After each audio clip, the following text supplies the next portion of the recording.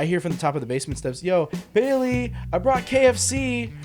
My heart sank. Hey man, like, which school do you go to? He goes like, I'm like, this one. He's like, no, but like, what grade are you in? I'm like, 9th. like the actual logo. It would flash. Is this back, unlisted or like, can we check this one? Oh, this is definitely unlisted.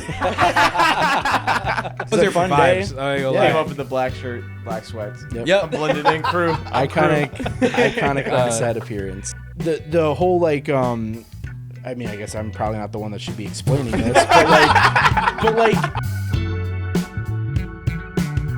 Welcome back to the Jordan Whitrock Show. I'm your host, Jordan Whitrock. Today is a very special day, a great opportunity. It's the day before 4th of July, so God bless America. Let's go.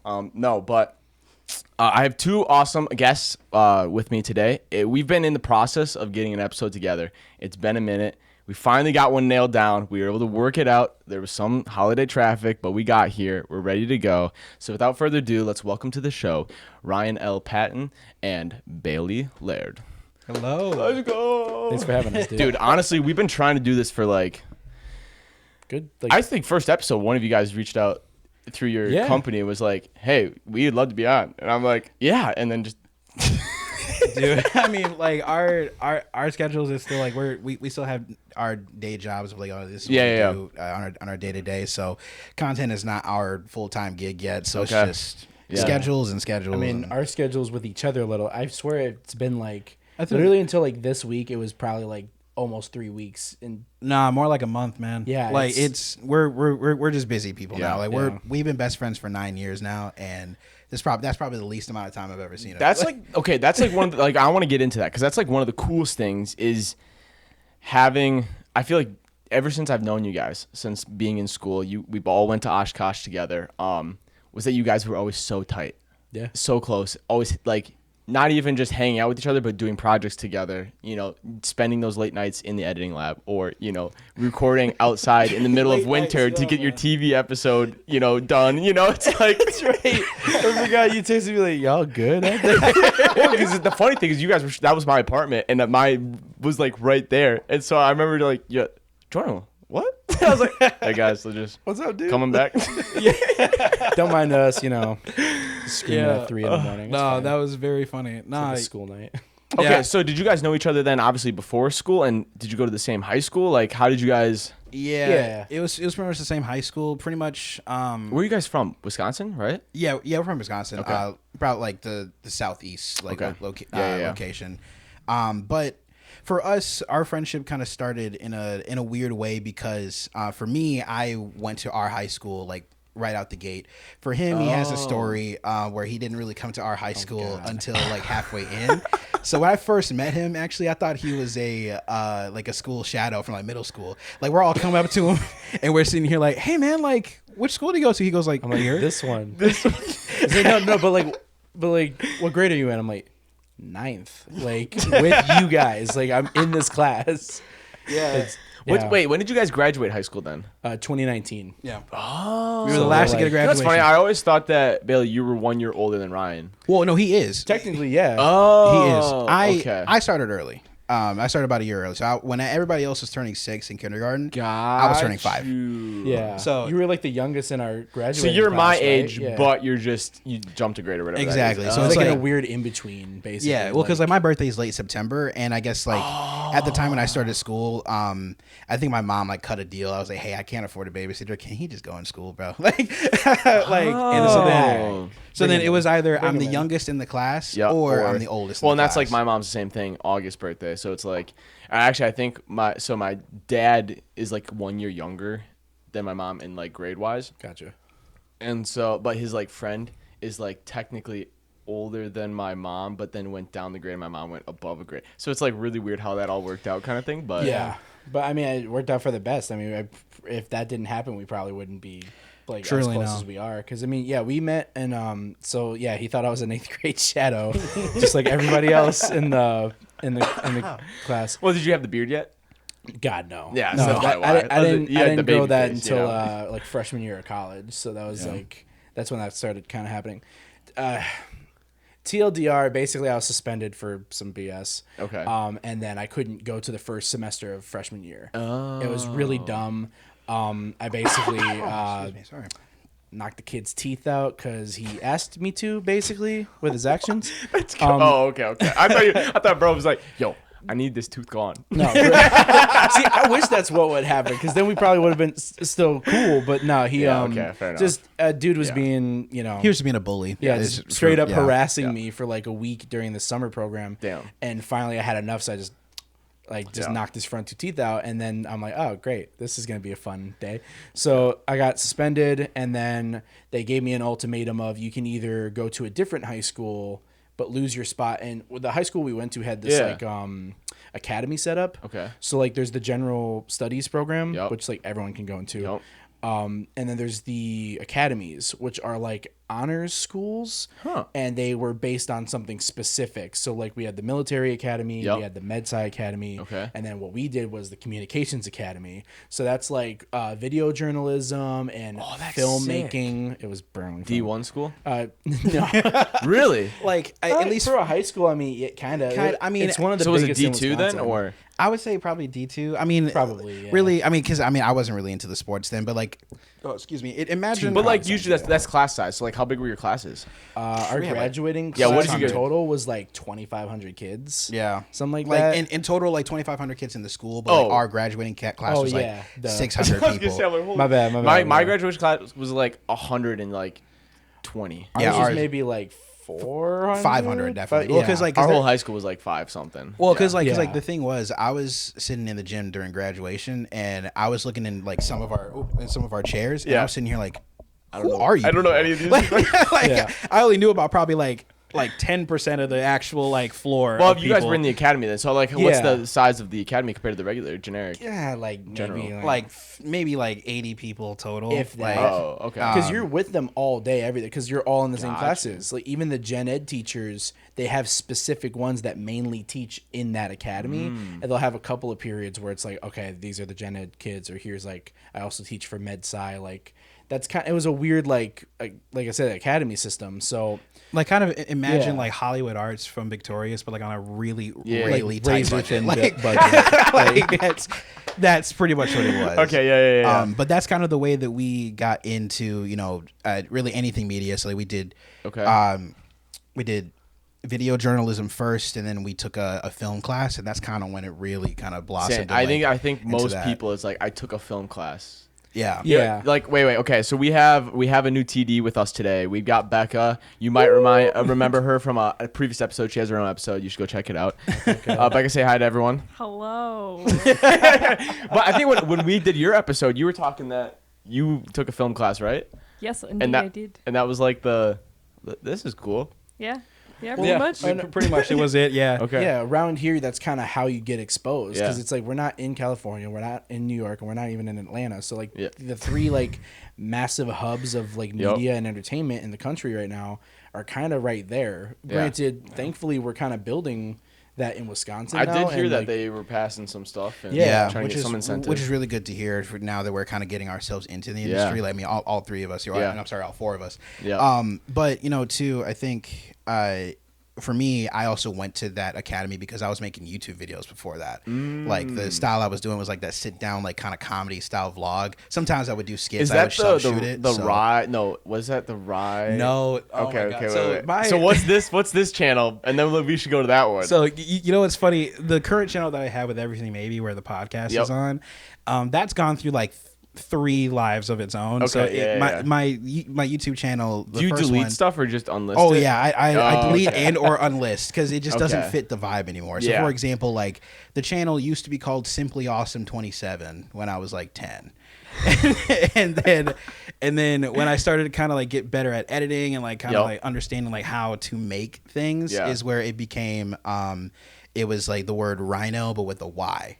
So like it was my name with an H, Rhino. Okay. And then after that I was like, that's cringe. So that's where I got the idea for a podcast, and originally it was the Toe Samurai podcast. Okay.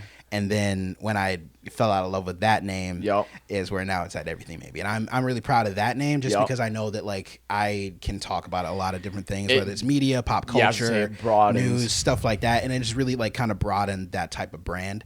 So hopefully that's the last time I'll rebrand. But yeah, you never know. But you know, that's where it officially started was YouTube and kind of like really piecing stories together, whether it's like me telling a story or self-shooting a skit. And then that's when we got into communications together, and I met him there. And pretty much how our friendship blossomed at that point was I was on Snap Maps. I was at a gas station, and I saw him right next to like the area, and I was like, bro, you live in this neighborhood? And he goes, yeah. Like, and I was like, bro, can I come over? That's crazy. Yeah, like why not? And that was like, it's such a weird timestamp because that's like what, 2017, 2018? Yeah, 2017. Even 2016. You know, okay, we'll carbon date it. It was the day that Big Mouth dropped on Netflix. And the reason why I know that is because then we watched that and laughed our asses off in my basement and just kind of just passed the time. We were getting to know each other a little bit more. And like we found out like, oh, we're kind of into like, you know, we grew up watching a lot of the same stuff like Family Guy and like shows like that. Yeah. And maybe a little too much Family Guy. God, the hours passed by, and like this is how I knew me and him were gonna be cool. Like I was mortified. Okay, I didn't. This story. I hadn't had like a lot of black friends over. Yeah. Over up to this point, not for any real reason. It's just, I also didn't have that many just because of where I grew up. Dude, like in the city that I live in, you know I think there was like one black kid in the whole school. Yeah, so it's just that's what it is. It's Wisconsin. Yeah. That's what it is. Like you're not gonna have like this plethora half the time. So I had like a couple throughout like middle school and elementary, but then you know they're going into the high school. Like I knew a couple people at school. I was cool, but I hadn't really like made like new friends and had anyone over. So that just kind of blossomed from, like you said, the Snap Map thing, and then we're just, you know, passing time. I didn't even realize it was like hours of us just watching the show and just dicking around. Like I told my mom we were doing homework. That did not happen. Yeah, we definitely did not. I said the same time I was, oh, he's gonna come over and do homework. We're laughing. Yeah, that downstairs. And then all of a sudden, you know, I realized like, oh, damn, it's probably time for dinner. Because then my mom, on the top, we're in the basement, mind you. I hear from the top of the basement steps, yo, Bailey, I brought KFC. My heart sank, dude. It was so bad.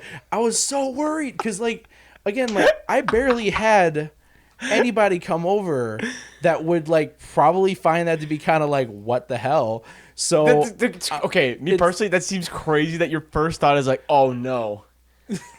Well, and then I know how this looks. Like I don't but like can't everyone like chicken? 100%. No, yeah. I mean, it's just the fact of the stereotype that could be something where it's like, oh, like he's like that. I didn't mean it wasn't supposed to be that way, but he's sitting here face palming like, nah, I'm sorry, man. I'm not even in the room anymore. I'm already upstairs. You know I got a plate and everything. I was gonna say, like, shit, I'm ready for it. You know those cartoons where like they like run away, but there's still like a smoke outline. Yeah. Left on, that's literally what happened with him. Like I looked up, I'm like, where did he go?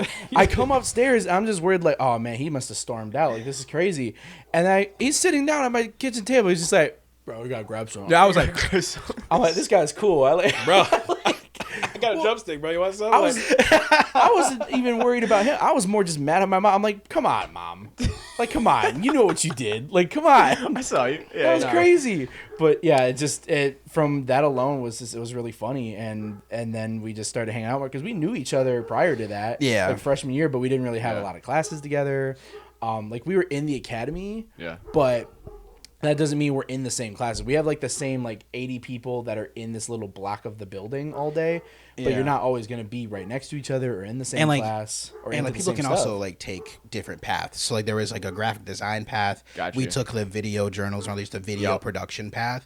So, you know, it just happened to be that we chose kind of that same pathway. Gotcha. And yeah, that's kind of where we really started to become friends. All right, so you guys are best friends, and you decide to go to Oshkosh. You do that. You graduate Oshkosh. You do a lot of cool projects, which we could talk about. You did you did one of the first like TV drama shows that Oshkosh has had in like a while. Yeah, because COVID took it out. We kind of had to like, and I'm not trying to like be in an ego mindset of it, but like we kind of had to pioneer it in a lot of ways. because we went right at COVID. Like literally, I had one normal semester of school because he didn't come in until my junior year. Yeah, that's a whole other story, but when he came up, like it started to kind of lift and things were starting to open up. So freshman year, I had the idea for our show, like the basic concept, and then next semester it's like, hey, get out, you have 12 hours. Like it was crazy. Like it was immediately it was my senior year of high school, but like that would have sucked to like go to something completely new and then just be like, you're getting adjusted. Like because everyone's freshman year is like their worst semester in grades usually because they're just messing around with that. I was like getting Jimmy John's at like 2 a.m, playing Fortnite with my friends down the hall, and then not doing my homework because I was doing like 4 different shows at the TV station at the time. So it's like I was doing stuff. I wasn't just kind of like smoking weed in the dorm or just something wasn't like doing that. the homework aspect of classes. I was taking in the information and applying it to working on the shows. Yeah, I was like, I got work ethic. It's like, but you need to like pass the classes you're paying for. Good work ethic. Like Dude, that's like one of the things I remember. There was a Halloween party. I think it was that same year you guys were doing it, and you were just like, dude, I got 1 hour sleep last night. We were stressed. And then the night before I got none. Like I don't know what to do. And I'm like, I barely passed that semester. It was rough. Like, it was worth it, but it was rough. So what was the TV show about? What was the synopsis of it? Yeah, so it was it's called Recollect, and basically like I said, I came up with the idea like years before we actually made it, but I didn't really like have a full formed thing. I had like to anyone who's seen it, I came up with the twist. Okay. I came up with like Can they find it and watch it? Yeah, it's on titan-tv.org is the URL.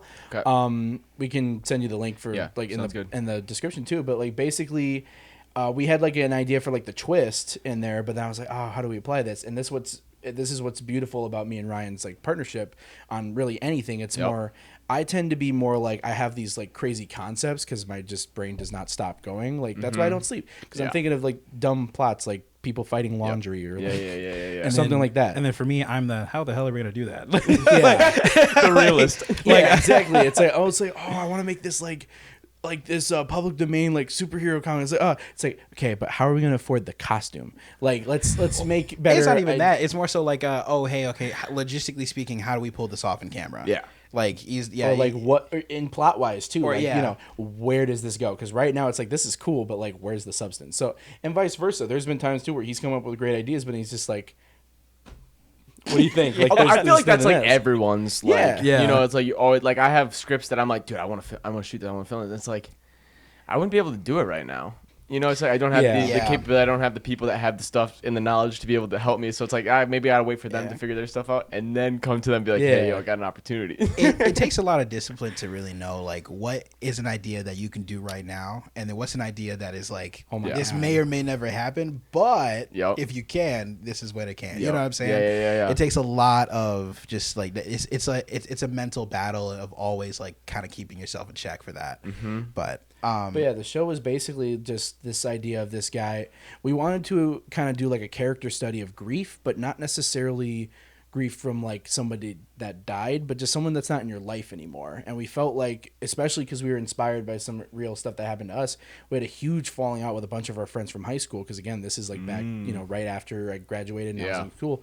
All these people that like some that I considered family, just blocked me over nothing, or like they basically like made up a bunch of crap and like just kind of cut me out of their life. And it's like it's a weird feeling when you're like, wow, I miss this person, but they're not dead, they're just dead to me in a way, like, you know what I mean? Wow. I totally get that. And I felt like that was, especially in like the digital age, you don't really like see a lot of content surrounding that besides like maybe like sad edits on TikTok. Maybe that's like the closest. So I'm like, okay, cool, that's how we'll like, he brought that up because we both experienced this together, and it was like that's our way in. That's the show. So it's basically about this dude named Benny who finds out his best friend of like many years, like they haven't talked in a little bit. He goes to like look him up on Instagram and he's blocked. And he has like no form of contact, no idea what he did. They have not talked in like months and literally has no idea what he did. And he's trying to get like in contact with him. He won't like acknowledge his existence. He won't answer any of his messages. And no matter what Benny does, he has to just accept that this person's not in his life anymore. Gotcha. So then it becomes more of a like the classic 5 stages of grief. You kind of just see him go through that and try to become a better person then. And every episode is like studying that. So the first episode is, like denial and anger. Second episode is, kind of that it's more of that anger stage, but also like kind of what not to do with these feelings. In the third episode, he looks for help, which is the first time he's ever done that in his life at that point.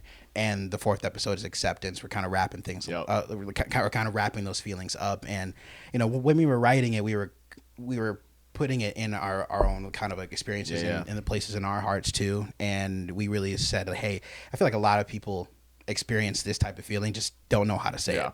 Yeah. And I mean, for us, we didn't know how to say it either. And the show kind of helped us really work through that, to the point where we actually reconnected with the person that the show is about. And that's what I was going to ask. I was like, did the show have an impact on you guys? Like, obviously, you just said like, how do you go from not being able to talk to that person or know how to talk to that person, write a show about how to do that exactly, to then did you leave that show being like, all right, I got the skills. Let's go figure this thing out, or not even that. It wasn't even about skills. I think when we were writing the show initially, we kind of just put all of our feelings into it and kind of just left it. Yeah, because we wanted to be as authentic as possible. Yep. So by the time now that the show is done, whether people see it or not, the thing that we were feeling at that point in our lives lives its own life now. People can consume that and get whatever they want to get out of it. So if it helps somebody, get through that like type of thing, or even if it's death too, but it's obviously it's not death in the show. Yep. But if it helps you get through the things you're going through, that was truly the goal of it. Yeah. So, and I think how it really tested us as a partnership of like, hey, how can we manage stress together? What are our roles? And because we were co-directing a lot of it, and I did a lot of the camera work and the editing, it really kind of helped us know how do we work together, and it really tested our friendship too, because there was a lot of points where I was gonna say, was there a point that you were like, what are we doing? Like were you at each other's throats kind of like First night, we were like filming on set, or first night, not at it. I don't think it's at each other's throats. I think it was more so like there are certain habits that he has, and there's certain habits that I have that we just needed to figure out how to mesh together. Like he is definitely more of like nearsighted in terms of how he thinks. This is not a dig at you, but like he's more so like, oh hey, like things are going bad right now, and I don't know how to fix it now. And then we kind of had to figure out that my role is, hey, take it up here. Yeah, let's put it down here. We'll figure this out. And I mean, a good example was episode 2. I put a little bit too much on my plate during the time where I was working at the radio station and doing the show and school at the same time. Oh my gosh, that's right. You worked at the radio station. I totally forgot about that. We can get into that another time, but I had to be at the radio station while a shoot was going on, so he had to kind of do what some of my role was and also do what his role was at the same time. And our other producer Megan, she had to act in it because again, we also didn't have cast, by the way. Like literally, we had 2 people show up to auditions, and we got one of them in the show. Yeah. Yes, and I remember. Was that during Duck Duck? No, that was before. No, it was about a year before, and the reason why we didn't get a lot was because guess what theater show was happening at the time? Grease. That's what I was wondering. That's why. And I was like, I remember we talked very little bit of like, hey, we're thinking about this show, possibly gonna do it. Would you have interest? And I probably was like, well, I'm gonna audition for Grease. We'll see what happens. And then they wanted us to have our auditions like the same time as Grease too. So it's like, guys, like what? So we had that's crazy. I thought that was like that's so far long ago compared to like what I thought it was. I thought that was. Only we also did a casting call too. Like we had a bunch of different like auditions from everywhere. We had somebody from I think like. Did you go like Facebook Marketplace vibes? No, it wasn't even that. Like it was on Facebook. It was some of more that, like but groups on Facebook. That's a hack. The Wisconsin, I can't remember, or whatever it is. I can't remember what you did, but like he like sent out like a mass thing out, whether it was on Facebook or email, something like that. And we had like a lot of submissions for like I would say like Boston. We had New York. It was crazy. Like like my minimum charge is $10K, so like I'm down to do it, but it wasn't even that. Ask for cost, but we're just like, I can't house you. Like you're like you're gonna straight up. We're like, I'll come. Yeah, no, they literally, they would have done it for free. Because we said like, it's a student production. We're not gonna be able to pay you anything. Yeah. But it's like literally okay. Like picture this, right? We get greenlit the summer before, like the spring before. So we have all summer to write it. That's why it was so great when you had narratives in the fall. You had all summer to prep. I had 2 people that were pretty much involved. My dad, who's in the show, because he's an actor on the side. He was the first person we casted. I told him, hey, we need you on these days. And he's like, when? Nice. Said nothing. Say less. Best actor. Love my dad. That's great. Like that. So AJ Laird. So he got his stuff together, right? And then it was Meech, who played like the best friend character in there, Dimitri Rogers. So he or Khalil. Shout out Khalil. His music is so good. So good. But he was the other person we talked to because we brought up, it was like, hey man, we'll get you more dates obviously when we get closer, but like we really want you in here. Like we kind of wrote this character with you in mind with your vibe. And he's like, yeah man, let's do it.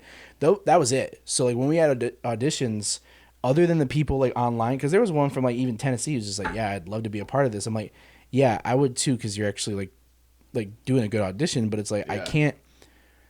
So realistically, you would have to be housed because you would probably have to be here for the whole weekend if you're the main character. I can't pay for that. The school can't pay for that, nor will they.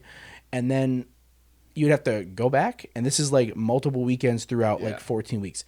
No, that's not going to work. So we literally had 2 people. That was it. We had 2 people for the lead role, and the instructor at Titan TV at the time was like, yo, like, why don't you play it? I'm like, dog, I'm the EP. I'm the co-director. I'm the writer. I'm helping with him with the cinematography. How many main characters were there? It's basically like four main characters for the most part. 3 male, 1 female, or 2 and 2? There's kind of like 2 main, I would argue 2 main and then 2 side basically with how it worked out. Because we also did not have like a lot of runtime. It was going to be 30-minute episodes, and then Justine was like,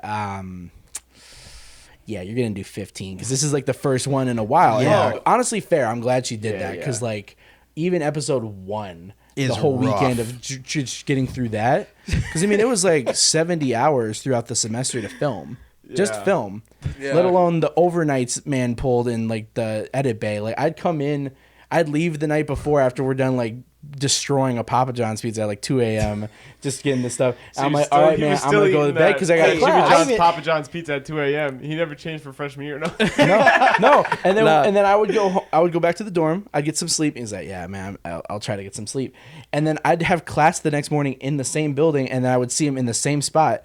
Like 6 to 8 hours later, I'm just like, granted, dude. Like, I mean, and here's the thing: the reason why it took me so long too is because it was my first. I haven't taken a class on Avid at that point yet, so I was basically teaching myself the entire program. Like, yeah, you weren't even in 250. I wasn't even in 250. No, or you were, but it was like early. Yeah, like, it was like early 250. So I had to teach myself the entire program. And granted, I mean, I've edited before. I've used Sony Vegas. I've now used DaVinci. I've used I started on Windows Movie Maker. So like I was like, I think I could do it. It's just gonna take me a minute to know what button does what, how to drag this over here, why is it crashing? It's so true. Like, you know what I'm saying? But so that's kind of the reason why it took us so long too. But I had a small team that came on probably by like episode 2 and on. I shout out Dustin. Especially. Dustin saved my life. Well, you know what's funny is I remember walking in the hallways and seeing you in the edit bay, and I feel like that's probably when we maybe like talked the most, was just because you were in the editing suites so often. And I don't know what class I had. Maybe I had post production, so I was there too. Yeah. And it was like, oh, what's up, Brian? Like, let's chat for a little bit, give you a quick break, and then I gotta go finish. I gotta go re-upload all my stuff because they deleted. So again, I'm like, yep, I gotta finish this episode that I'm only 5 minutes into. It's due in 30 minutes. No, that was the trouble with the show though, because it's like, again, we kind of really did have to pioneer bringing back narrative because nobody did it. Like I did. The last narrative they did was in 2019. When I was a freshman, and it was a sketch comedy thing called Plot Twist, which was really cool. It was like this hour-long. That title's familiar. I don't think I've seen it. Yeah, definitely watch it if you can. But after that, COVID hit. So like literally, the most we did was all studio-based stuff or live television or sports, which is fine. How did they do that? COVID. It was weird. It was like how did you take 250 when COVID had like? Or yeah, you didn't, How did you do that? Everything, literally all of the like beginner classes in that course, I was wearing a mask and staying away from people. So like all my interviews for 250 masks. The music videos we had. But you were able to use the technology. Yeah. Didn't they send you home though because dorms? That was the spring of when it happened. The next fall they were back so you didn't open. have like. Did you take 120 then? 120 was the next semester for me because I had to come back up. That was honestly the only reason I was even on campus for my third semester. Gotcha. Because everything else was like lecture based still. So it was like, okay, I could get away with not being up there, but between 250 and 120, it's like that's more hands-on, especially with the radio. So it's like, okay, but I just caved in and got a single room then for that reason, because I won the lottery. So I was like, yes, because I didn't trust anybody. It's like I already had a random for a roommate, and that was weird. Dude, I wanted him up there, and then just that wasn't ready yet. So just it is what it is. Yeah, no. But yeah, so like when we did COVID, it was like, okay, so now we're just only doing live productions or like live at the tape or whatever. So you had stuff like The Mix, and you had stuff like any of the game shows. Like, what was the one? Was Roommate Roundup at that time? Yep. Yeah, so like you had a couple of these shows, which like they were good. Yeah. It's just like that's not the content I wanted to do. I like narrative, like script based stuff. So finally, we get to the end of our junior year, and the mask mandates are going to be lifted by the time we go back to school. Because that was the biggest problem. You couldn't film in school buildings. Going back to your junior year? Going back, into my senior year. Mm-hmm. I thought we got rid of masks. Junior, it was still kind of hybrid. It was like you could be anywhere. By choice? It was anywhere on campus outside. You could not have to wear a mask. When you were in the buildings, you still had to. I'm trying to remember, because that would have been my sophomore year. Would have been that year, but I don't remember wearing a mask. Or like towards the end of that year, they probably right. fixed it. Yeah, because but like it was 2021, 2022, so it was the fall and my spring semester, my first year there. Yeah, all masks. Like it was probably like towards the end of spring, like so like the early 2022 stage. Where maybe we didn't have to wear masks on stage when we did the actual. I'm trying to just remember how we did. Yeah, but that's the only reason why the show ended up happening, because it's like it's my senior year and COVID like kind of. I had a whole game plan. Yeah. I looked at all the classes. I'm like, I'm going to do that LA connection course where we get to go out to LA for 2 weeks. That got canceled because of COVID. That never got brought back. No, it never did. So I'm just like, I was going to do this. I was going to do 2 TV shows. I was going to do like a bunch of short films. I was ready to go. And then just none of that could happen. So and you had to cram that into your senior year. Everything I did was in senior year because of that. Which so was we did the TV show. I did a narrative short for Diller's class, like the first class that we did for that for narrative production. I did a screenwriting course both semesters, and then I also helped out with Film Society and worked on a bunch of other stuff, including 440. So literally everything was in that last year, and then I dipped, and then I've just been working on stuff ever since. But that's just kind of how that blossomed, though. I was glad we got to do that because it basically was like it's an now or never thing. Like not never, but now we're like. Forever down the line. I think in terms of like, it was like, it was the opportunity to really get our feet wet with it. Yep. And basically do it for free. Like, it's not free, don't get me wrong. Like, we had to pay for the degree. But like, it's still, but it's still like, it's basically for free. You had a lot at your... It's even worse. You're paying to do it. Yeah, but technically yes, but also in real time, technically no. You didn't have to pay a rental fee. You didn't have to like rent studio time for like the... I don't know. You know what I'm saying? Take loans out. To touch that camera. You're like, hey, touch that really Sony, whatever it was. So I'll probably never see it again. You guys got some new stuff now. I don't want to hear. It's always when I'm not there at the school. It happened in high school. Pop off too. The next semester, after we graduated, it popped off. Next semester, Titan TV, every single show that was pitched, to my knowledge, except for maybe one, was a narrative. After we did Recollect, so it was like that really did kind of bring that like want and desire to do that again. Then as soon as we leave, that's really when Diller started kind of like collecting in. I think so then that's really it's just timing I say was this weird. Too. So did you guys go to the recent 440? I doubt it. Not the festival. I watched all the. Okay. I watched them. You watched them, right? And then I'm assuming you went to ones before that, right? Yep. We went to. We were at the one that I was part of, like when I was in that class, and then I have watched every year since because I just haven't been able to get up. I want your guys' perspective. This is what I've noticed since Diller's come in. I think after because it takes a while. Yeah. These 2 or 3 years into teaching, from those first ones that I watched, which like were still good, to the ones I just watched, I'm like, oh no, there's an emphasis now being in the program. It's like that difference of not having that film true film professor for the last 3 years, and then you did get one finally. It's finally being built and now up. these people are coming in freshman year and learning about film instead of like catching me because he came in late, like junior year, and it's like it's night and day. And it's like I'm so proud of everybody. Yeah, I'm a little jealous because our stuff doesn't look like that. They got the FX9. I'm just sitting there like, man, we had to shoot on the C100, which is actually crazy. Which is not even again. It's not a bad camera, but it's definitely like it's a staple of its time. It came out, I believe, it was 2012 that it was released.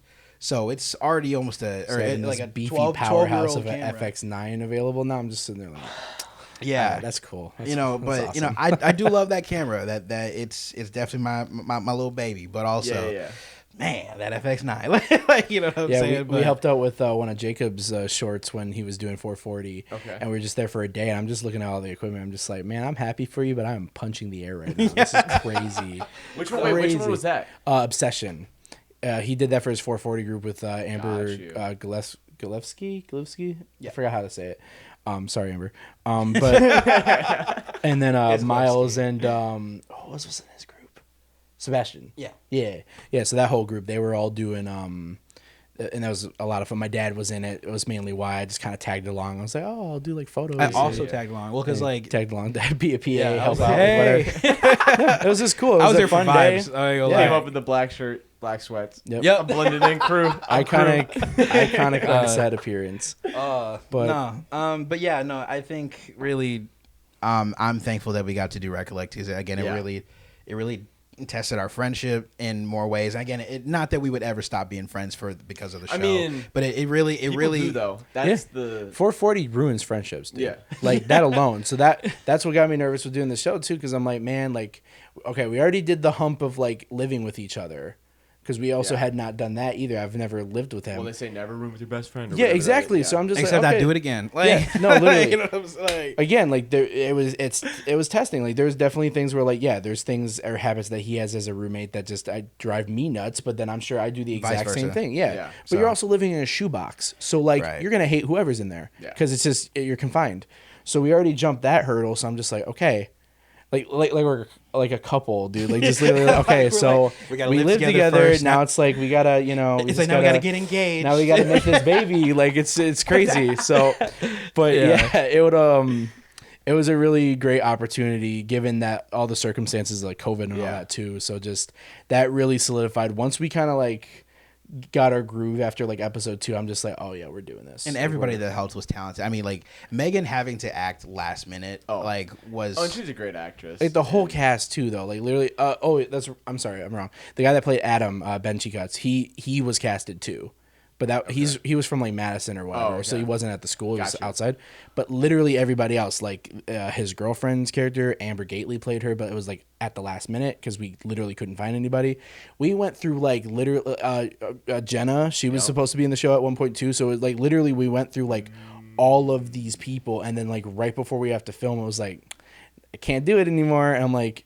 Okay. I can't even blame y'all though because Grease, come on, like you know what I'm saying. Like I can't even. It is what it is. It just it's unfortunate timing. I wouldn't pass that up either. But then it was just like, damn. And they would actually ask us for our crew for like sports when we were doing it, which was crazy. We were already like we were fighting. It was like literally me, you, Megan, and then our lead actor Nick. Yep. And then they're like, I'm pretty sure at the apartment. That's the only 4 I saw there. Yeah. And then you were just like.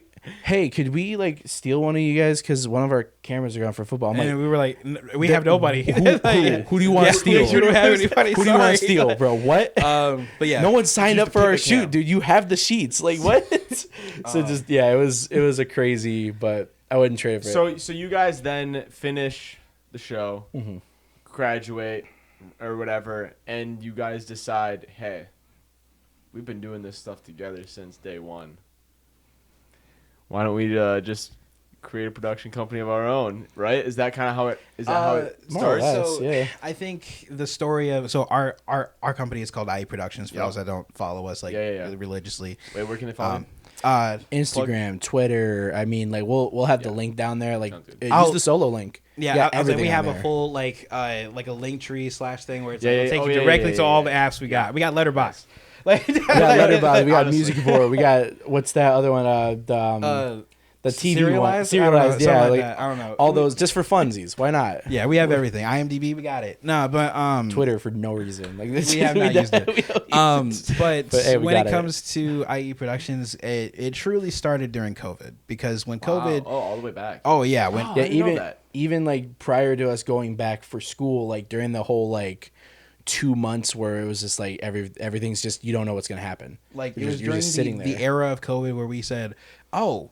Yeah, that's not gonna get over here. And then it did in fact get over that here. was all of us. And then that was all of us. It was like, there's only like 3 in New York. Yeah, well, we were up at campus. It's just like, oh, what's going on over in like China? Like, he ate a what? And then like, and then you're just kind of like going through it. You're like, that's. Dude, I remember being you're ignorant. You don't know. You're just like, this isn't gonna do anything. Nah, I ain't gonna get here. And then literally like, I remember like, the end of that week, they're like, get out. I remember them being like, yo, there's 3 cases in front. Like, I'm like, oh shit, we're all good. Like, we're cooked. Oh, we're cooked. Okay, yeah, it's over. And then so you know what? That's still 30 minutes. Like it's fine. We're fine. And then yeah, they're like, you have 12. Like it's the purge. They're like, you have 12 hours. Get out. I'm like, 12 hours to lock up. But yeah, I live like 2 hours from here, bro. Like this is crazy. I don't have a car.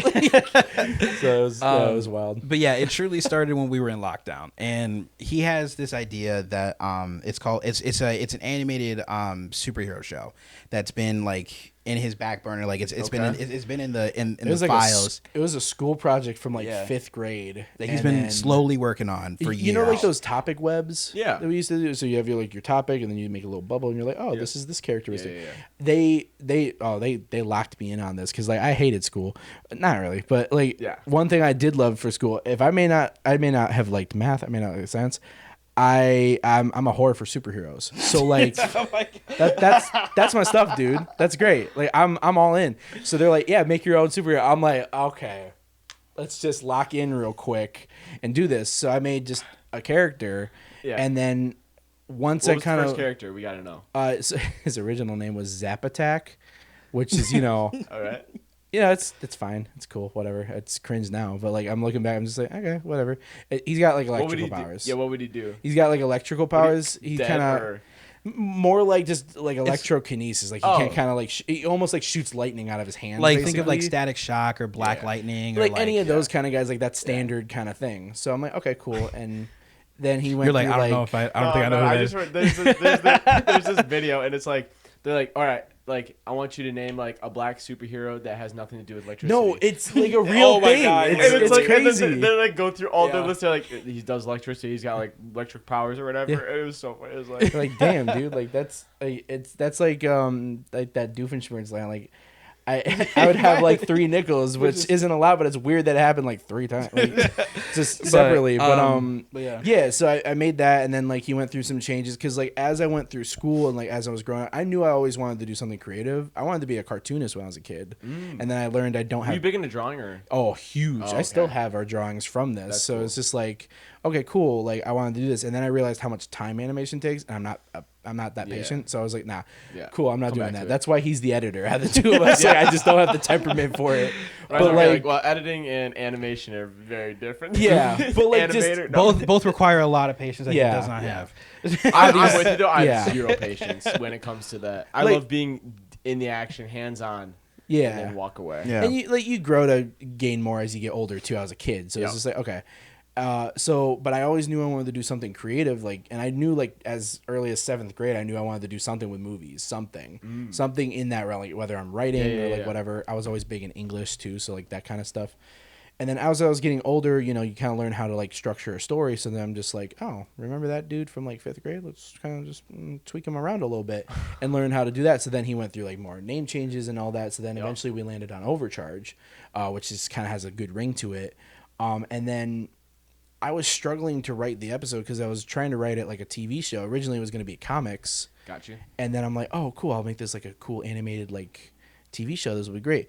I was stuck on like the 3rd episode for like, months. For like almost like 2 years, actually. He would tell me about it. And at this point, I wasn't really like fully sure what I was trying to do. Was it like a character development or like did you know where you wanted to go to and you're like, I don't know how to get there? Yeah, again, which is how that relationship kind of blossomed there too, because it's like again, I'm like I have the ideas, like I have the A, B, and C. Yeah. It's those little lines in between the letters that you're trying to get to. Like what the path is. So like he just said something and made it sound so effortlessly coming up with it. He's like, why don't you just do that? And I'm like, yeah, like we were just sitting on a. Do you want to write this with me? Like, you want to do this? It kind of happened. It was like Discord or Zoom or something like that. Yeah. And he was just writing it. We were just chilling. I was watching something, and then he just started kind of talking about it. And I was like, well, hey, like, what if you have this, and happen? And as we started to kind of just keep talking about the show and everything, we proceeded to write 5 episodes in one night. Yeah, like it really kind of birthed like how we operate. It was always like, hey, like I lined out a whole season's worth of like, okay, here's where the main character's name is Owen. Here's where Owen should go. But this is how he needs to struggle to get here. By the end of the season, he defeats this guy. Blah blah blah blah. Yeah. And he was like, dude, this is great. Like, you know, he started to type in. When you guys write your stories, you know, characters or whatever, do you start with the ending? You know what I'm saying? Like, do you start it like, I want this to be like the meaning of it. Like, this ending here is what, honestly, and then you work backwards, or no? It kind of depends. You start from the beginning, and you just start going, and it really kind of depends. Somewhere. A lot of our ideas are stuff that like either A, has happened to us, good or bad, or B, it's like we think this could be really funny, so let's just do this. Like, it's really like a dartboard. Like, you literally don't know where you're gonna start. You're just kind of like, okay, here, because again, like, I'll come up with like a concept, right? I'll come up with like a basic, like, you know, oh, here's like imagine like this is like about a photographer and he gets into this and blah, blah, blah, like whatever, and then as we're kind of thinking about that, it's like, okay, what would this person kind of like do? Like, what's the end point for the audience? But then other times it's just like, we know we want this sequence in the movie. We have this funny idea for a scene. Okay. We want it in the movie. What kind of plot would justify having a scene like this? And then that's kind of how it throwing, you know, darts into the wind and just seeing what kind of sticks. And it's like, okay, like, I feel like that's every Adam Sandler film. Kind of, yeah. He just in wants a good to way. go, In a good way. Yeah, he just wants to go on vacation. So it's just like, okay, where are we going this year? We're going to this cabin. Okay, let's get all my friends. Let's get drunk. Let's prey on like my friends' daughters, and then let's like hide from our wives the whole weekend. Our fake wives that are like way out of all of our leagues. Like, every time, every Adam Sandler, it's like, he's not a bad looking guy, but it's like, all right, bro, you got like Salma Hayek, Jennifer Aniston, like, hey, dude, you know what they say though? A funny guy can pull anyone. This is very true. So true. You know? Yeah, I can't even. And I can't pull anyone, so now we know where I am. Nah, come on, man, give me some credit. But yeah, that's kind of how it really started. And then at a certain point where we were, I was kind of going through a time at something at the time where it was like, I didn't really know what I wanted to do in my life. I needed purpose. I just kind of needed to figure that out. Typical, like 20-year-old kind of stuff. Yeah, you know, I mean, it really is an idea, but everybody goes through this. But the point is, you know, I really needed to have some sort of structure, and that's kind of when I realized that what we're trying to do is a real career to happen. Yeah. And he was like, I can't see doing any of this without you. And I said, honestly, me neither. So, and that's kind of where it officially started. And I'm sure we could, but it wouldn't be the same. It would not be. Fun. It's truly not as fun with anybody else. Well, you guys would be calling each other. Guess what I just got to do today? And like, at that point, it's like a competition. Well, like when I shot this. And like when he graduated, and I still was at Oshkosh. Yeah. I would literally be like, dude, like Jackson asked me to shoot Rule Breakers, like. This is awesome. Oh, like, you know what I'm saying? Like, you know what I'm saying? Awesome. Like, I remember that shoot. That was a shoot. That was a shoot. That was a shoot. That good and good. Yeah. But yeah, you know, and this was actually during COVID as well. It was a really hot summer day, and his mom's friend has a pool. So I came over. We were swimming, and then we're doing the story. Okay, and we were officially like, hey, so let's start a company together. Yep. We don't know when it's gonna happen, but we should do it. Yep. And then he was like, we need a name, and I was like, yeah, but it's got to be something that's like good, like something that we can like really like build a brand off of. And then his mom, who was also just chilling with us, she was like, I mean, like, why don't you like just call it IE, like, because you guys are the example, and you want to be an example for other people to tell stories. And then I was like, first he was like, I like that, and I said, I don't know if I do. I'm like, damn, mom's kind of spitting right now. All right. And I was like, let's workshop that one. Yeah. And then we proceeded to workshop it for the next 4 years. Yeah, exactly. Until he was like, dude, you can't come up with anything else. I love the name. Let's just go with it. Yeah. Because literally, our friend Zach McLean, he made our logo for us for free. He was looking for like portfolio work. Yep. And I just told him, I'm like, okay, real talk, you haven't come up with anything. I've already been sold on this for like 4 years now. So and he's making us the logo. Can we just do it? And he says like, yeah. Let's see how it looks. And then it was good. And then just that's the current one. We're workshopping some new stuff coming up soon. So that's kind of fun. Okay.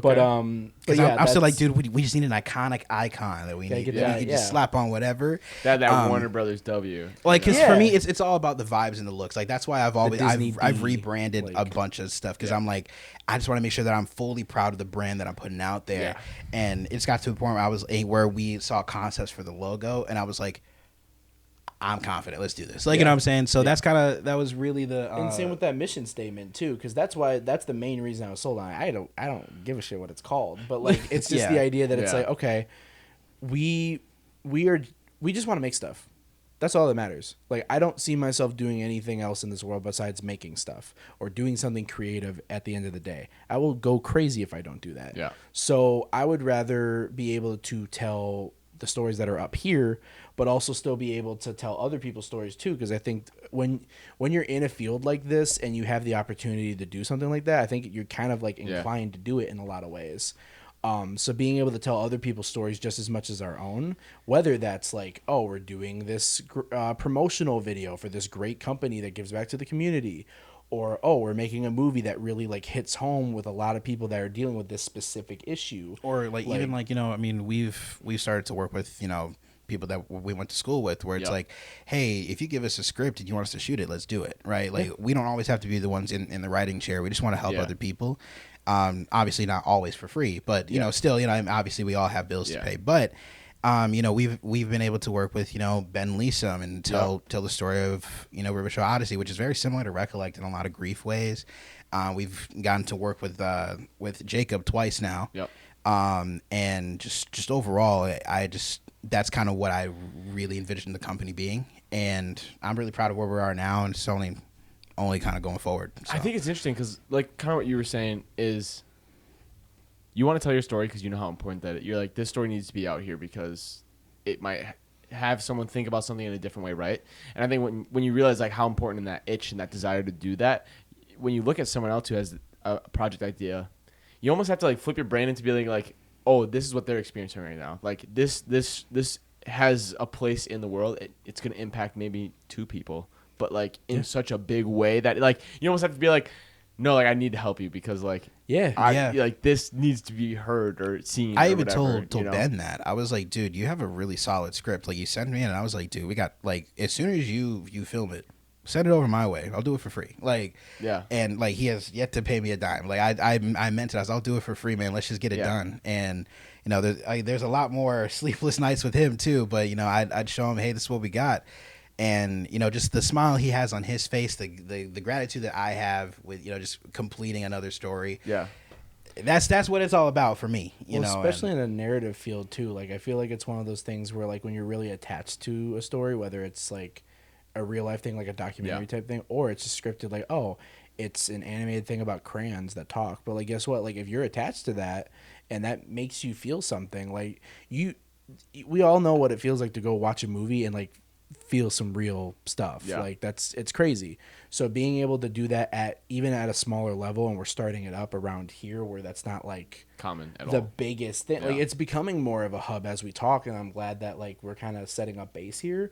But it's just that idea of being able to bring that to people, because you never know. It could be a sushi place, and they're just like, wow, you really like, you don't realize like, oh, my grandmother wanted to open this restaurant. She passed away, and now we're making this, and like people enjoy the food, and you're helping like, it doesn't matter what it is. You're telling a story regardless. We're a story craved beings at the end of the day. That's just how we are as humans. Like, it's just, so just being able to do that, like, I can't imagine. like there's other fields I'm sure I could do that are a craft or creative. Like I've been interested in culinary and cosmetology and like stuff like that. But it's at the end of the day, I'm giving this a try because that's all I see myself genuinely like being excited to do. No, so. I'm with you. I came to that my senior year because I think up until that point I was like, I don't know what I want to do. Like I'm in this degree because I know it will get me.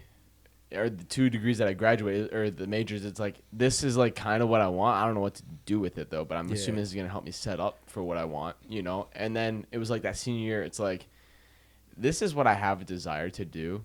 I don't know if I'm talented enough. I don't have the right training, but it's like, you know, those are things that you can fix, whether that is, to then allow you to get to where you want to be kind of thing. Right. But I feel like, also, I always use this analogy, and I probably said it a million times on this podcast, but it's like, if I'm an old man sitting on a rocking chair at the age of 80 and I think back to like what's the one thing I wish I would have done, it's like, for me it's like acting. Like if I act and fail, at least when I'm rocking I can be like, hey, we tried and failed and we worked in the factory the rest of our life. No. But it's like we had that honest conversation with each other too, because it's like, you know, like it's not realistic.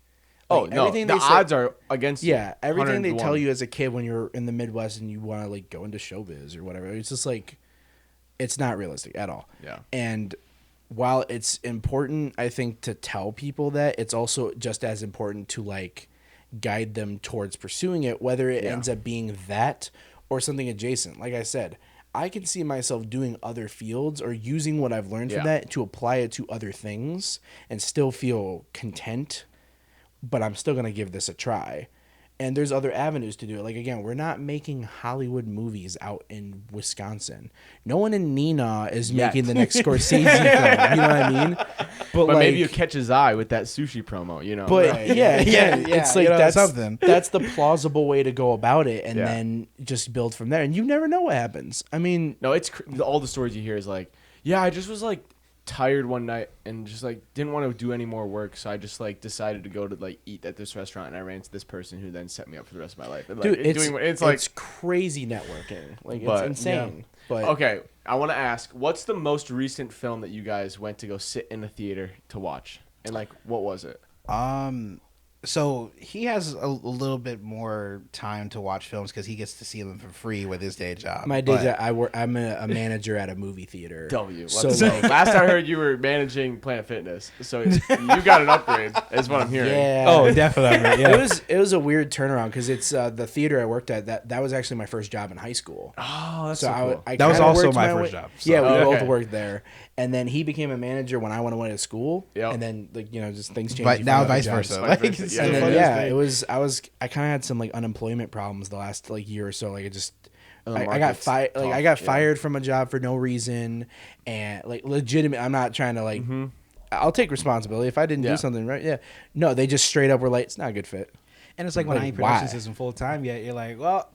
Got a good job. No, like kind of can't buy the camera without my paycheck. So like, what's going on? Yep. So for like 4 or 5 months, I was unemployed last year. So it was just like, okay, cool. This is, you know, just so dope, guys. And then I went back to serving for a little bit just to get something, you know. And then all of a sudden, my old boss hit me up. I'm like, like you could not have texted me at a more perfect time. That's just what we were talking about. But it lined up. But I get to see I get like 5 free tickets a day or whatever. So like it's That's cool. Yeah. Set up. I gotta pay. He gets me. Yeah, you can either. I was gonna say, like, wait. If you get 5 free tickets, can you hand it to someone that you know? They have to be with me. Yeah. Or they have to be there while I'm working. Yeah. So like, my dad's done that where like, he wanted to catch up with like Mission Impossible on like a Wednesday where no one's gonna be there. Yeah. I'm like, yeah, bro, just come up and I'll just get you in. Like, we're allowed to do that. What company is it? Is it like a family?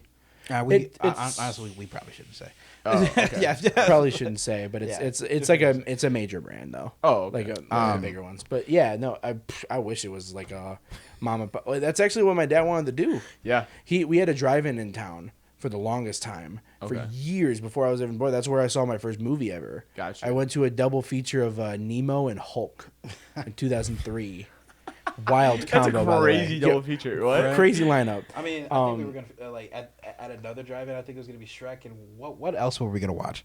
It was Despicable Me. Yeah, we had to leave early. Yeah, that was BS. But anyway, yeah. So like they he said he would buy it if he could have at the time. That would have been a great family business. But yeah, no. anyway. The last thing I've seen which this is gonna date like when the last time I was at a theater, but it was Sinners. It's time, bro. Which I saw it a total of 4 times.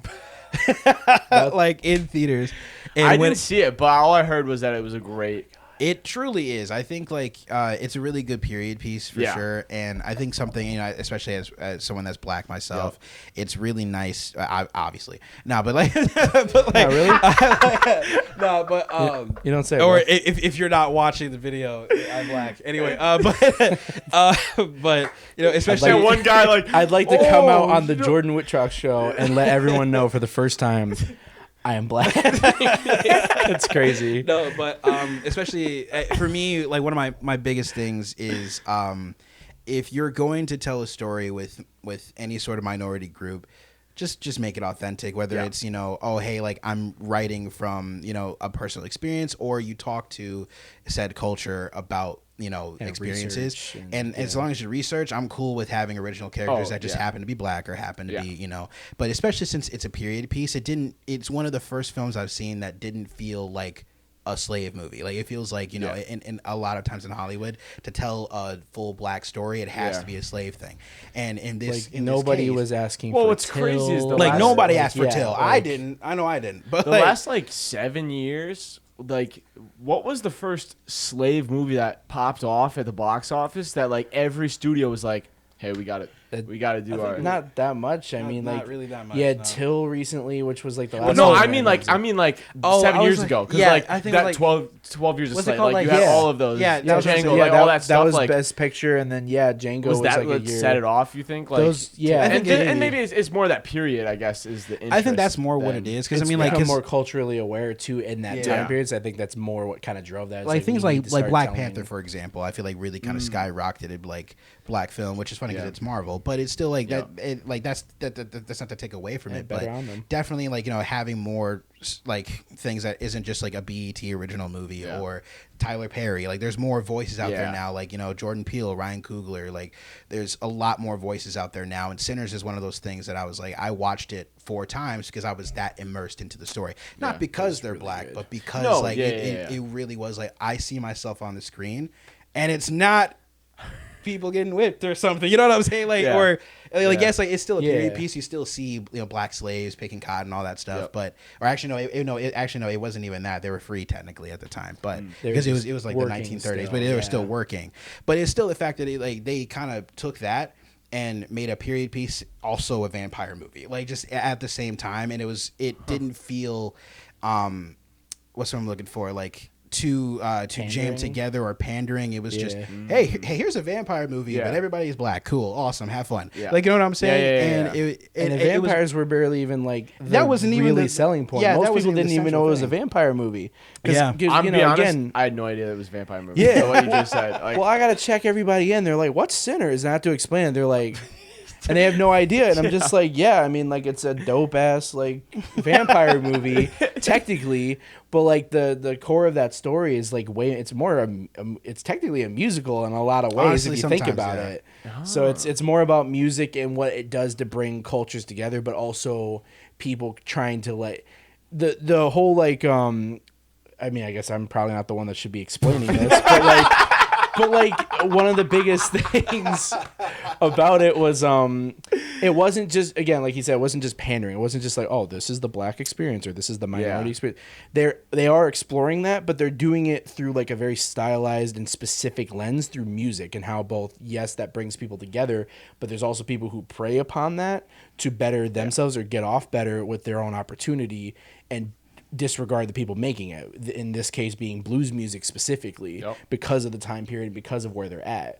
So that's more what the movie's actually about on like a surface level, but then you like, have the other things like the racism that goes into it. You have the supernatural aspects with like the vampires, which again, they're barely the focus of the movie. I think like you don't even see a single vampire until like 30, 40 minutes in. Yeah, honestly, because like they spend so much time getting you connected to the characters. Gotcha. Of all walks of life, and I think that's why I just enjoy it so much. Honestly, is it a slower pace? Okay, I was just listening to a podcast, and they were talking like it's interesting. You go back like 60s, 70s, whatever, 80s or whatever. Like when you go to a movie theater, all those films like Psycho are such slow builds. Yeah. But that's because when you go to the theater, the hardest part was them getting you in the theater, and then like, what are you gonna do? Because like you're in the theater, so they could take the time to set up the character and do all that stuff. Because like now, I think it depends on like scroll, you know. It depends on how you look at it, because I think for me it wasn't a slow burn. If anything, like the only time I felt like it was slow was maybe the first 10 minutes. But then as you start to like, what is really strong about it is the dialogue. It's very realistic of how people actually talk, and I think that's why it really draws you in, because now it feels like you're listening into a conversation that you weren't supposed to be a part of. So that's where it's like now it doesn't feel like kind of kicks in. Yeah, it doesn't feel like it drags, but it definitely like really takes its time to have you get to know Smoke and Stack, which is like who Michael B. Jordan is playing. And he's playing twins. So he's playing two characters at the same time, and the best part about it is that it's night and day between the two. I forgot it was the same guy. That's how good it is. It's genuinely so well, and those like, and then the way that they have to film that too, where you have they made new tech. They had to make that was brand new tech. It was just like Avatar. Like they had to make new tech each time they were making one. So now it's like you got the halo for the twin scenes. It's crazy. Like it's where it's like they would key in Michael's face onto the body double, but it still looks like him. But I think I saw a video of the and like he almost had to like he said like in an interview he had to like basically start directing almost, like, because he was like, okay, body double, this is what I did, so I just need you to do that again. Like, and it was getting to a point where Ryan was dealing with all this stuff. Ryan's like, hey, can you just like block the scene? Like, and which is funny because Michael B. Jordan has directing. Yeah, exactly. Yeah, that's what I was doing. Creed 3. Yeah. So that's why I was. But I just think the aspects of it of just seeing again just people that look like me in the industry, which is just really important for everybody in general, regardless of what you look like, and it's just being a really good story overall. It was more than about vampires. It was more than about the racism. It was really just a celebration of life just at that time. Yeah, no, that's probably the most recent thing I've seen this year. I've also seen, I think, Mickey 17. I've seen that. Okay. One of Them Days with Keke Palmer and SZA, which was surprisingly good in my opinion. Actually, I wasn't expecting. Have you guys gone to the new F1? I did. Okay. I actually just on one of my last days off, I did a double feature. So it was I catched up on Elio from Pixar. Okay. Because I watch every Pixar movie in the theater. I love Pixar, and then F1, so I got to check out both of those. I have to schedule to go see F1, and then my brother and I. There's another movie that's out. Megan just came out 2.0. It's been out for a while. I can't remember what it is though. I don't know. Anyway, there's another one that I think my brother and I he was like, "Can we do it this night?" I'm like, I can't. And he's like, "Can we do this?" I'm like, "I'm shooting an episode." And he's like, "Can you do this night?" I'm like, "I can't." And then we were like, we nailed it. It was like Friday night after we get done with both of our full days. We're like gonna try to get to a theater to like watch whatever film, and I don't even remember. So so you know what that that's probably where I'm at. This week. No, all right, funny. I have one more question for both of you before I can let you out of the hot box, No, it's cool. Dude, I told you before we started, I said, dude, I could yap. You just let me know when to shut up, bro. You're setting the pace. We'll save it for another episode. You know what I'm saying? Yeah. All right. Where do you guys see yourself in 5 years? Not having day jobs. Yeah. To put it simply, I'm thankful for my job, 100%. But he's like, just in case he watches this, please don't. Please don't. Yeah, I think because I mean we're in the infancy right now. Like we're still doing stuff, but like full-time production. But like like whether that means we again are just kind of sticking to like, let's say we're getting like maybe a couple clients a month and they're like a retainer kind of thing where we're just we're working with like this restaurant, we're working with this business, and like every month we come in and do a couple things. Like that would realistically be a great evolution from where we're at. I mean, like out of the two of us, I'm definitely more like the photographer. So like I've kind of handled that end of things. But even then, I want to be big enough to like like even 5 years from now, I would want to be big enough to hire more people to do more jobs. Yeah, where it's like it's just us two right now, and you could like I feel it sometimes where I'm like, yeah, he's doing a lot more work than I am right now, and then vice versa too. Yeah, and it's just really, it would be really nice to be like, hey, we can take multiple jobs and take this much income in, and then honestly give more creatives jobs, right? Because that's not really a lot of. I can't think of any other place to be like, I know, hey, if we just need a full-time videographer, cool, you know what I'm saying?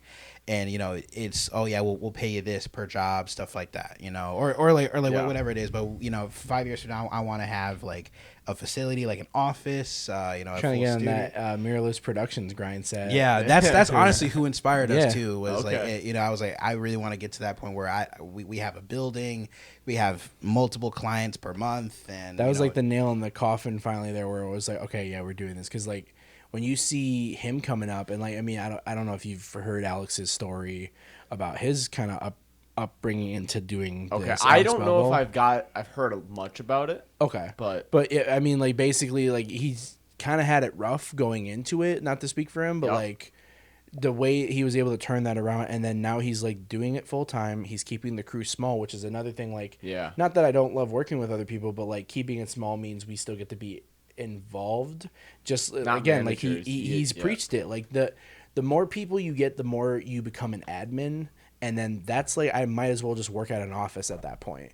So we want to keep it, somewhat where we're still, at the end of the day, if we get to make stuff, that's all that matters. Hey, I mean, even 10, 15 years from now, when we're getting too old to be holding cameras for forever, that's where I'm cool with being an admin. I just you never know. In 10 to 15 years, probably not 10 actually, more like 20, 25. Yeah, okay, yeah. But, that's definitely more 20, 25. But like, I ain't touching that. Once you get to at some point, you got to be like, hey, bro, we 35-pound rig at 60 doesn't sound great. I was here like, oh man, this thing is. And hey, we gotta cancel the shoot. That's why you have that camera operator 2, 3, and 4. Then all they do is carry it for you, put the lens on, and then you just hit record. Yeah, who doesn't want their video village moment of sitting behind the monitor and just like, all right, let's run it. Like, of course you do, but just I think as long as we get to stay involved with what we like doing, as long as we're able to build our relationships like we are now, like I mean. At the end of the day, it's a people business too. Like, we like working with other people. Like we mentioned before, other UWO alums or current students like Andrew Bott or Jacob Lefebvre or Ben Leeson. Like, these are people that want to do like the same thing or want to be in this field. So like, why not support each other? I want to work with Megan again. There's so many other, like, I mean, I want to work with you again. The toughest thing too is like people just. It seems like they just disappear. You know what I'm saying? Like, they either do stay around. And I feel like it's more common for people recently graduated staying around. I feel like the grades above us, gone. Yeah, and it's a like, lot of them. Darn, like I'll never get a chance to probably work with you until like you either come back or you whatever that is, But I feel like what's unique about us and our situation is like everyone's still relatively close. That you could do exactly what you want to do and have the right people to help you and all that stuff. The only whether it's like you act in another thing or we come back for another episode. Because again, I yap. You know what I'm saying? But, or like just like. Well, I got to get on your episode. Oh yeah, I mean, we got to run one. Well, dude, I just need an editor. That's what it is. That's what it is. Hey, if you're watching this and you kind of know how to edit, dude, it's multicam. It's only 2 angles. I'll give you everything. I just need you to put it together. That's all it is. I'm running out of time, man. I'm working on other people's projects. Everything maybe is on a pause still, but I'm still looking for an editor. And then once I officially have, somebody, what's funny? Every time I talk to someone, I'm like, what's one thing that like you just don't like about the whole production process? Everything. Editing is always the one that they say. See, I like it. And that's what's crazy. Like, you're the one guy that I know that's like, dude, I love, or not that you love, but you're like, I just enjoy editing. I mean, for real, I genuinely love it. I think I've been in love with editing since I started doing YouTube videos, right? Where it's like, like I did like a review one time for a Flash, like the Flash season 5, and I spent hours to recreate the Flash like logo, like the title screen, just for the review. It was 5 seconds max. And I spent. Couldn't you just recorded a video off YouTube? No, because I needed like because like I had like a part of your like I literally had like the lightning like flash, and then it was like the actual logo. It would flash. Is this back, unlisted or can we check this one? Oh, this is definitely unlisted. Definitely unlisted. I have an archive of all my videos. Like we're talking talking like from except Simply Austin 27. Those are unfortunately lost. Actually, fortunately. Rest in peace. But no. Like I would say everything from Rhino and on, I have an archive of because I was like I have to look back on these. Yeah. And I've looked back. I got on at them. least I'm getting better somehow. No, yeah, you know, and I think it's like the fact that it just all started from me saying I want to make YouTube videos to where I'm at now. The pipeline is insane. Yeah. But yeah, I've always been in love with editing since then. Yeah. So it's it's like a puzzle for me, but I will never do an actual puzzle. That's the funniest part. Like you know what I'm saying? Like it's like I don't like doing actual real puzzles, but I'll sit and edit somebody's like 40-minute editing film. Is kind of in a way telling the story because you can make the story any genre, you know, based off the way it's edited. So you can shoot it all the live long day, but if you don't have it put together right by the right people in the editing room, it's like and if I don't have enough footage, I can't do much. This is also true too. Sounds like another story for another day. All right, sweet. We'll take camera 2. Thanks, everyone, for joining us on this episode. If you made it this far, consider dropping a like, subscribe to the channel, all that good stuff, and we'll see you next week. Peace.